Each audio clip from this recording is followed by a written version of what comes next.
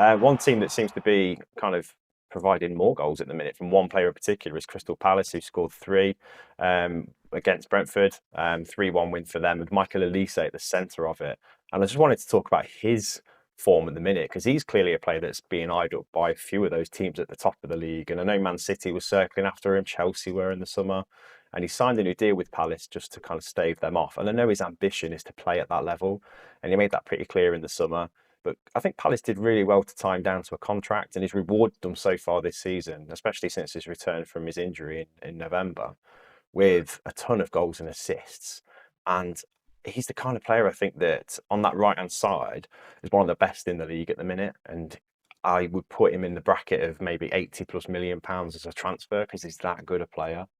He's an interesting one, isn't he, Elise? Because he's playing in a team where it feels like a bit like Jack Grealish with Villa a few seasons ago, where you could feel like he was clearly the biggest fish in that pond and it was ready for him to move on. And he's still, I think, developing as a player, and he's in the right place to do that as well. So I'm glad he stayed at Palace. But it's only a matter of time, surely, before he spreads his wings. He's in phenomenal form at the minute, isn't he? Yeah, Palace have got this habit at the minute of investing in young players, and actually, it's a really good, field for them to develop. Like you mentioned, he's shown actually since he's come back from his injury, he's been in an outstanding form, really. And sometimes it takes players a little bit of time to kind of get back up and running, doesn't it? But he's hit the Yeah. ground running. I think it's 4 goals in his last 4 games and an assist as well. But as a player, he's just a joy to watch.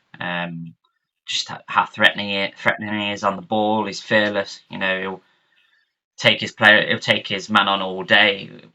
In terms of his actual frame as well, I think it gives him a bit of advantage. He's not the tallest player, so he's kind of got that sort of diminutive stature about him that allows him to glide past players really easily. Yeah. But I think the thing I like about him as well, he's not afraid of a challenge. He'll contest, and he's not phased. He'll get stuck in. He likes to tackle, and obviously we know all about his set piece delivery and his crossing. He's just such a lovely player to watch. Like the creative side to his game. It's not many actually players in the league at the minute who are showing his sort of ability, and it's actually amazing for me to see him actually performing the way he is, in terms of how he's just come back from this injury and be as threatening as he is. And it's going to be interesting to see where he makes that next step. And I know Palace fans won't like to hear us talking about obviously leaving the club, but obviously that interest that they did have in the summer from Manchester City and I think Chelsea. I think a lot of them. Yeah. There was rumours going around that he was set to join Chelsea, wasn't there? I think at one point. Yeah. It's a weird one though, because Chelsea's not going to enhance him as a player at all. And I think if he thinks about his next step, is he going to develop better at Chelsea than he would have done at Crystal Palace if he'd have stayed there? No, I don't think he would. He'd be in and out of the team. There's a lot of players who play in that position already at Chelsea, including obviously the likes of Sterling and Mudryk, who themselves aren't finding consistency.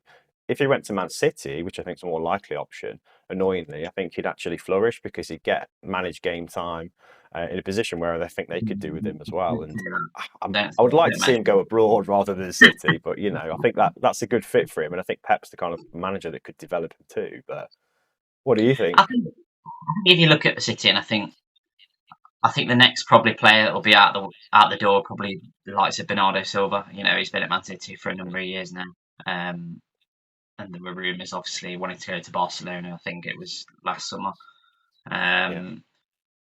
Then he's probably a perfect fit. Really, he's a very different sort of profile of player.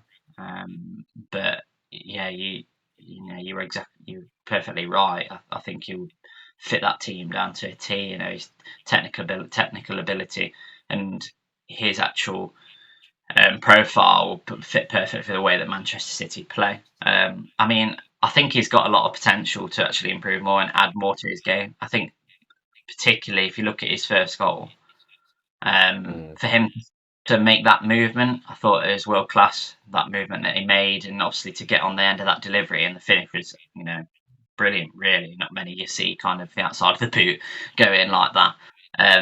But I definitely think that's encouraging for him. I think he can definitely probably score more goals like that and be a bit more predatory and not just be more of a creator, because I think particularly last season, He seemed to be a bit more of a creator. Obviously, had quite a number of Mm. assists, so I think he'll feel that he can probably score more goals. Staying at Palace, though, I think has done him good this season. I think it was the right choice for him to do, and I think we're still to see the best of him as well. He's one of the players, I think, with one of the highest ceilings in the Premier League, and he's 22 years old. That's really exciting, I think, for any football fan. But the fact that he's playing for Palace, I'm sure the fans there are super privileged to be able to see him week in, week out, because he's a level above a lot of players on the pitch in most games. And his link up with Eberechi Eze as well has been really positive as well. Two brilliant players in a team that's fairly average really and performing pretty averagely so far. So you could see it as almost like a wasted talent. But I feel like this kind of level of Premier League football is more beneficial to him right now than being on and off the bench for a top team at the minute. If he was to go to a top team, I'd love to see him go abroad. I think he'd flourish there too. I think it'd be great for a team like Real Madrid, although they've got a lot of competition as well. The sky's the limit for him, really. I think if he makes his mind up about his international commitments as well, because I know he's played for the French under 21s, hasn't he, quite recently in the last tournament they were in. I think that would help him focus more as well, because I know England would love to have him, and I think Gareth Southgate is going to make inroads to kind of lure him into the England setup at some point, maybe after the Euros. But knowing his ambition, I think he'd be eyeing up a place in the French first team squad for this summer, don't you? Yeah, I mean, if you look at both setups, equally as attractive propositions. Really, probably France have got the upper hand in that. They're known to have success over the last few years on the international scene. So yeah, it wouldn't surprise me for him to go on and play for them. It seems like they do have the edge at the minute, but it's like you mentioned, he just needs to play consistently week in week out, which he will be doing at Palace. But yeah, he does look a step above. I think him and Eze. It's well Mm. known that the two main men for Palace.